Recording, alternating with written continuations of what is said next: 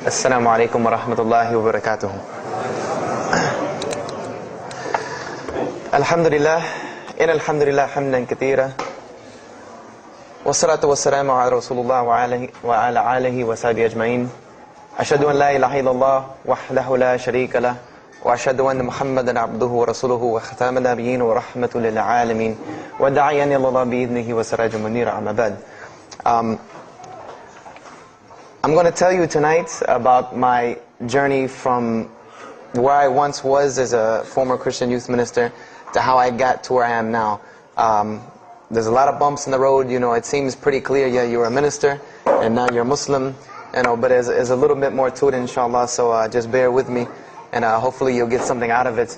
Because the point is, at the end, is I want you to get the message behind the story. Because if I was traveling around the country just to tell my story, then I would be wasting time. It's on YouTube. Anyone can go get it from anywhere in the world. So inshallah, we're going to begin at the beginning. I was born and raised in Greenville, South Carolina. I was born and raised in Greenville, South Carolina. And I was raised by my grandparents because at a very early age, my mother had stepped out and my father was working 2 jobs. So it was me and my grandparents. And my grandparents were the traditional, conservative, Southern Christian folk, as they say.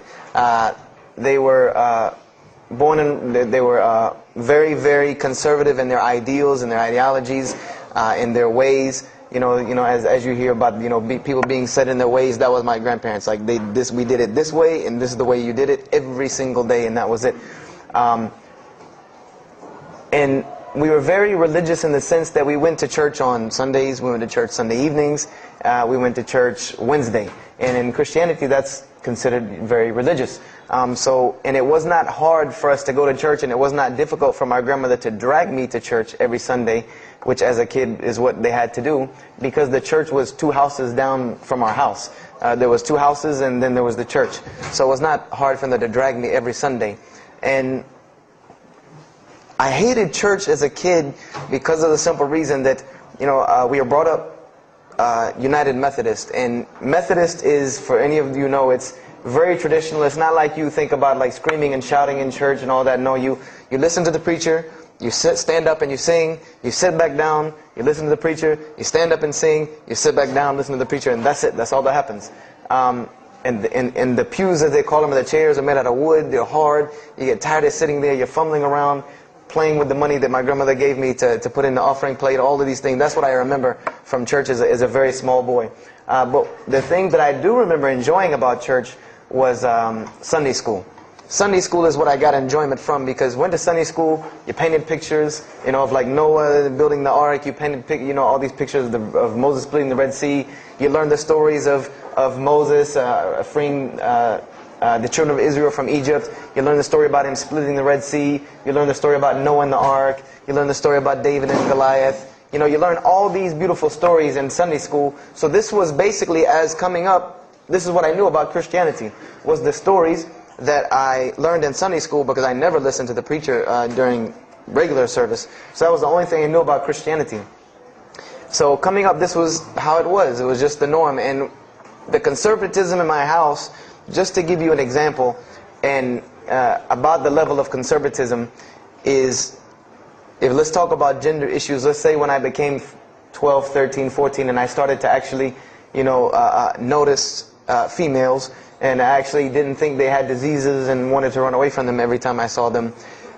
Let's say I wanted to have a girl over or something of this nature. It was so serious to my grandmother that I had to make an appointment with her, let her know this girl was coming to my house. We had to sit in the formal living room, which in the South, I don't know how it is here, but you have the dining room, then you have the formal living room with all the nice stuff that you don't go in unless there's company over. And my grandmother either had to be sitting in the same room with us or in the kitchen where she could see directly in the room. I mean, this is just how it was in my house. This is how my grandmother and grandfather were. They were very stern. They were very loving, but there were rules, and those rules were the way they were, and they did not change. So this was my upbringing.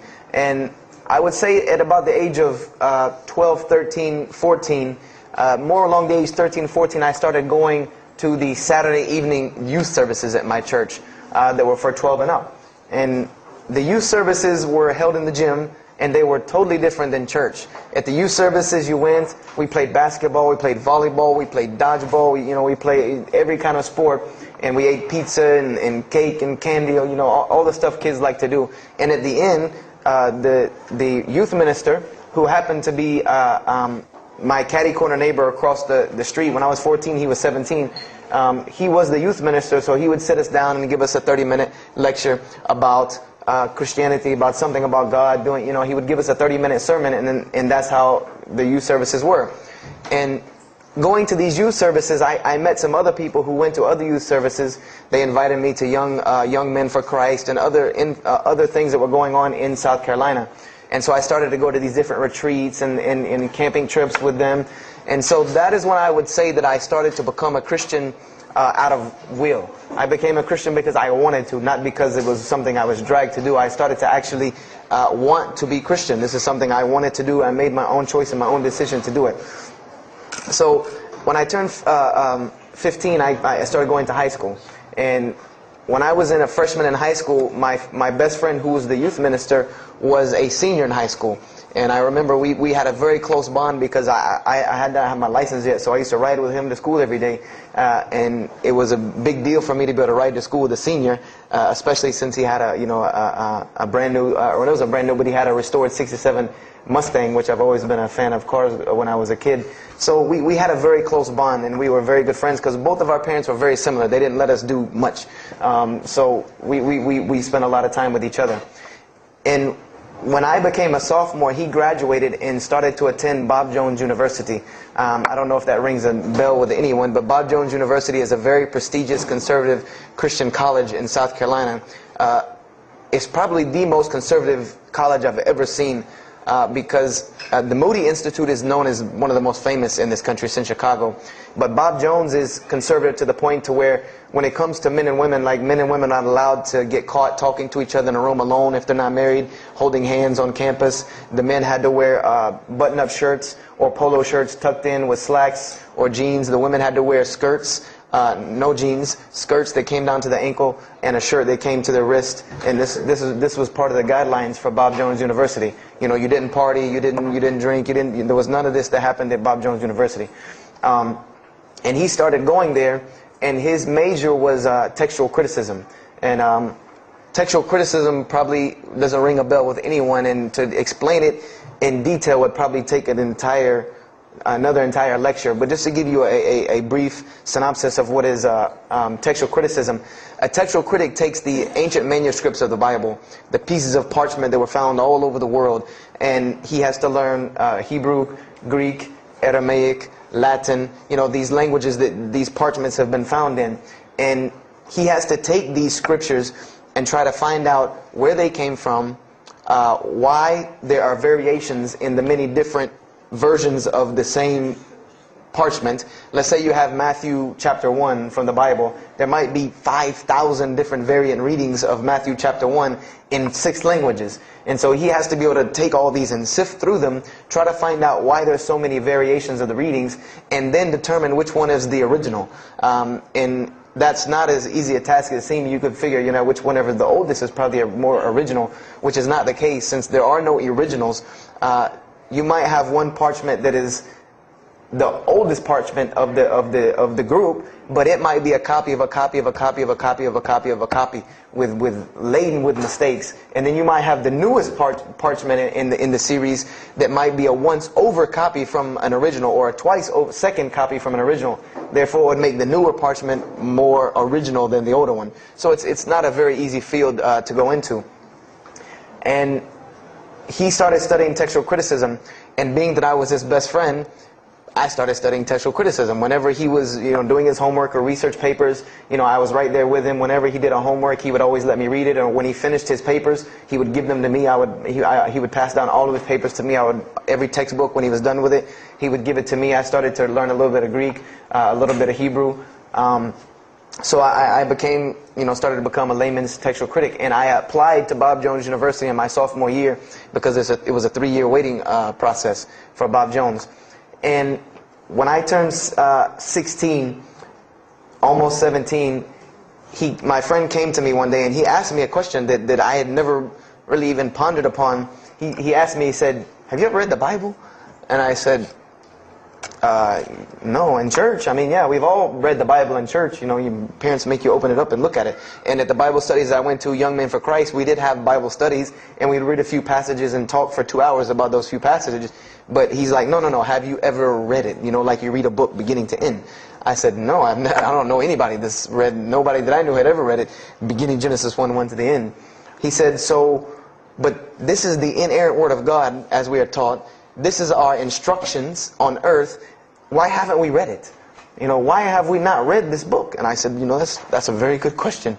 And he gave me a challenge. Well, it was basically a challenge for us both. He said, let us start with Genesis 1:1 and let's read the Bible and let's see what God says to us. Because this is the inerrant word of God, inspired to men, for instructions for us. So let us see what God says to us. If God can talk to the preacher through this book, why can't he talk to me? I said, you're right. I said, that's very good. I had a lot of time on my hands. I wasn't really allowed to do much anyway after school. So I said, why not? Let's read the Bible. I was somewhat nerdy as a 14, 15-year-old, 16-year-old. So we started to read the Bible. And we decided to go from Genesis 1:1. And what we tried to do, this was the attempt that we made, was to not think of anything that we'd ever heard about Christianity, but to open the Bible and let's say I just found this book in the desert and read it and see what it says to me.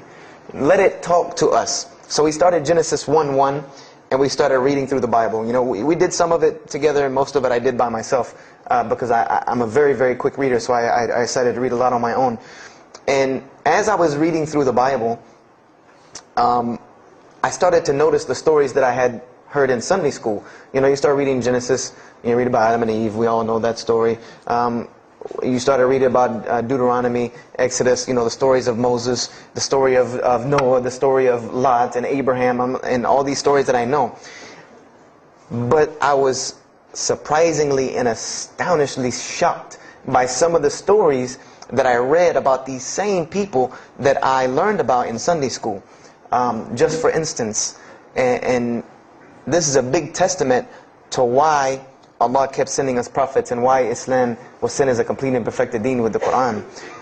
If you read about Noah in the Bible, there is the story about Noah saving humanity from the flood with an ark and all of that. There is this in the Bible. There's another aspect to the story of Noah that not many people know about unless they actually take time to open a Bible. This will not be preached from any pulpit anywhere. Is that the Bible says that Noah was an alcoholic.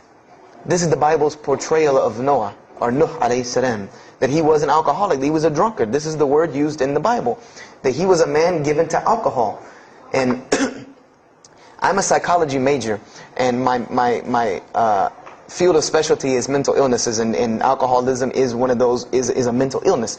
And I know from seeing alcoholism's effect on one of my close friends' parents, I know that someone who is truly addicted to alcohol, and if Noah lived for so long addicted to alcohol, he was seriously addicted to alcohol. It is hard for someone addicted to alcohol to hold down a 9-to-5 job working at McDonald's flipping hamburgers, much less construct an ark to save humanity from a flood that's never happened. So that stopped me for a moment in my tracks, and I said, Noah was an alcoholic, you know, and it bothered me for a minute because I said, you know, things started popping in my mind like, if Noah was a drunkard, how did he know God was talking to him? Because, you know, I've seen some people, they're alcoholics, you know, you were just asleep in my dog's food bowl the other night drooling, and now you're telling me you were talking to God last night. You know, you know, to rationally, that would not make sense to me. That's like, you know, an alcoholic on the street coming to you and tell you God's talking to him. You know, he has no, this would give this man no validity. This man has no validity with anyone. So I didn't pay it too much attention. It caught me, but I said, you know what, I'm going to keep going, because there's one thing that you don't do in Christianity, and I'll tell you what it is in a minute when I started doing it. Then I came across the story of Lot, or Lut alayhi salam, and we all know the story of Sodom and Gomorrah in these stories, but there's another very twisted story in the Bible about Lot and his daughters. There's a story of Lot and his daughters in the Bible that says his daughters got him drunk one night and seduced him and committed incest with him. A'udhu billah.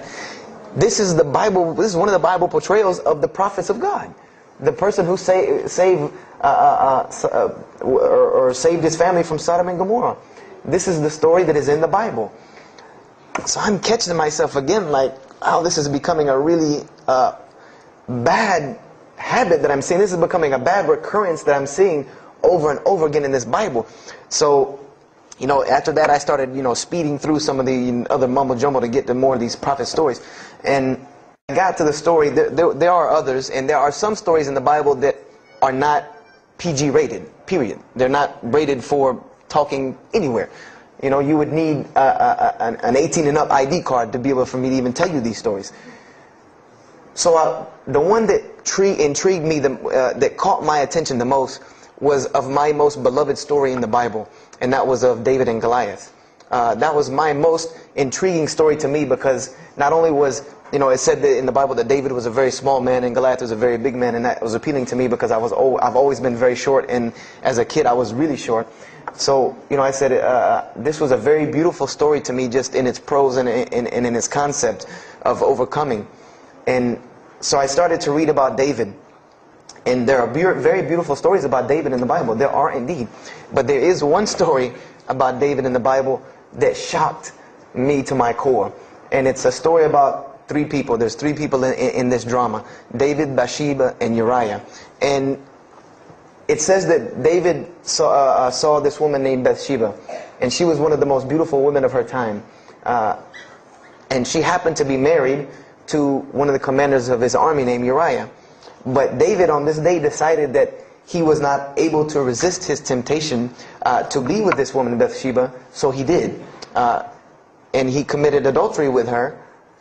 And knowing that he did this, the way that he decided to cover it up was he sent a letter to the generals of his army saying that when the battle was fierce, for everyone to pull back and abandon Uriah so that he would be killed, and when he dies then he could have Bathsheba, no harm, no foul. So David went from being the slayer of Goliath, the hero from man, to an adulterer, a plotter, and a murderer.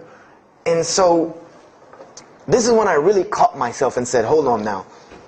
Something's wrong here. Something's got to give. I said, because to me, God's prophets in my mind were people of example. People who I could follow as an example, someone who was supposed to be the best of us, so that we could follow them and emulate them. And they're turning out to be worse than some of the people that you see on America's Most Wanted. David is somebody that, if I only knew this about him from the Bible, I see him coming down the street, I'm going the other way and calling 911, because he has to have a warrant out on him for something. This is what I'm thinking in my mind. This man is not an honorable man at all. He killed Goliath, yeah, but he killed this other guy named Uriah to be able to commit adultery with his wife. So I committed the cardinal sin in Christianity. I started asking questions. This is the one thing you do not do in Christianity, is you don't ask questions, especially not about issues like this. So I went to my pastor and I started asking questions. What's going on here? Pastor, there's a very bad recurring habit about these men in the Bible. What is the deal here? And I remember he told me the same thing that almost every pastor or every evangelist or anyone I talked to about this, same answer, almost like it was programmed. They would put their hand on my shoulder and say, Brother Joshua, don't let a little bit of knowledge wreck your faith, because you're not justified by knowledge, you're justified by faith. And they would quote me verses like, lean not on understanding, Paul's, we're justified by faith in Jesus Christ. They would quote this whole line of thing to me like it was already pre-programmed, that they programmed in pastor school that people are going to ask you questions and here's the answer. So I said to myself, I don't know, Pastor, this just seems kind of odd. He said, let me tell you something. What you're reading is the Old Testament referring to God's covenant with the children of Israel. And they were a different people, a very stubborn, crazy people. So why don't you move on to the New Testament? In the New Testament, you'll find the new covenant that we're under with Jesus Christ, and I promise you things will change and be better. I said, okay, perfect. So I went ahead and finished and got to Malachi and then started with the New Testament. So I opened the New Testament. I said, here we go. Let's start all over again. But there were a few things that I had learned from the Old Testament that I wanted to keep in mind when I started to read the New Testament. I learned, number one, that God was one in a unique sense. This is what I learned from the Old Testament, that God was one in a singular, unique sense. This is over and over and over and over very clearly in the Bible. God's nature is one.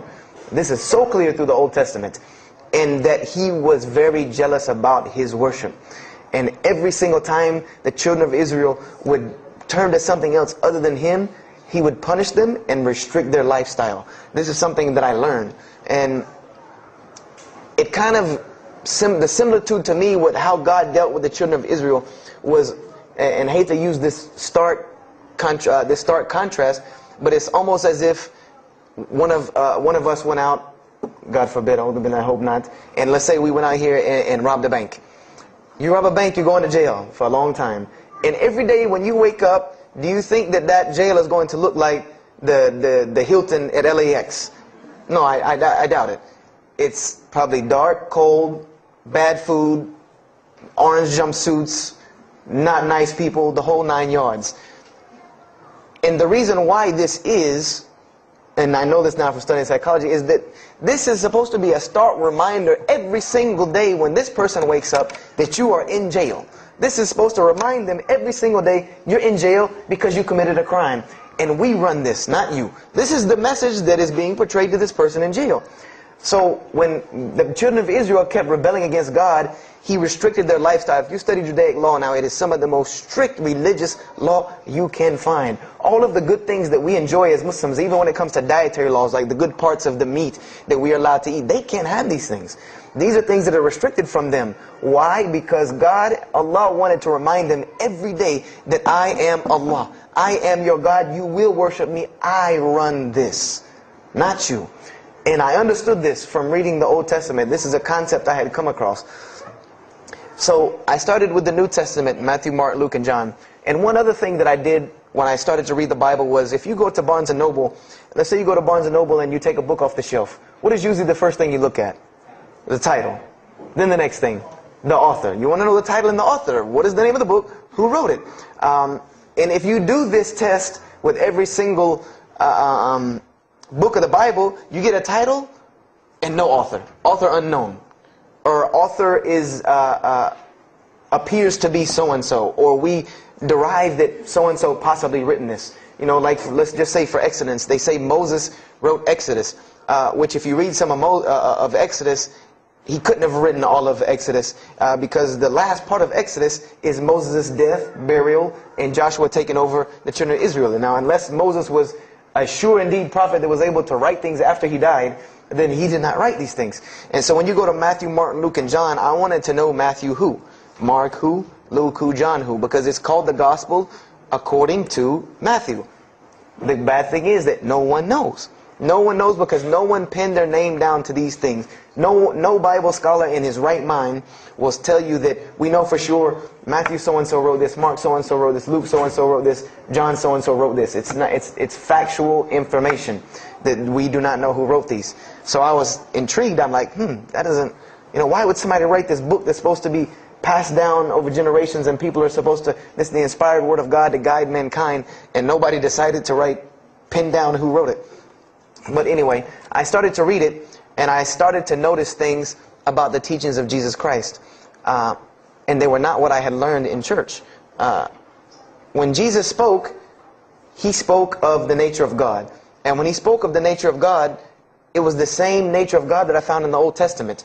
Jesus said many times that God is one. God is unique. He would even quote from the Hebrew Scriptures. Hear, O Israel, the Lord your God is but one.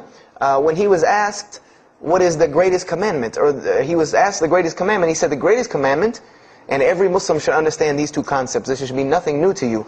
The greatest commandment is to love the Lord your God with all your heart, with all your might, with all your strength, and then to love your neighbor as you love yourself. He said the rest hang on these two, which we know in Islam we have rights of the Creator and rights of the creation. So this was the concept that He was teaching. And he even said in 1 John 5:17, and this was more clear to me than anything else can be, this is life eternal, that they may know you, the only true God, and Jesus Christ, whom you have sent. And when you look at that in the Greek and the Aramaic, it is almost exactly to a T of La ilaha illallah Muhammad Rasulullah. Now that I know Arabic and have understood that, very similar statements. Yes, indeed, there were some implicit statements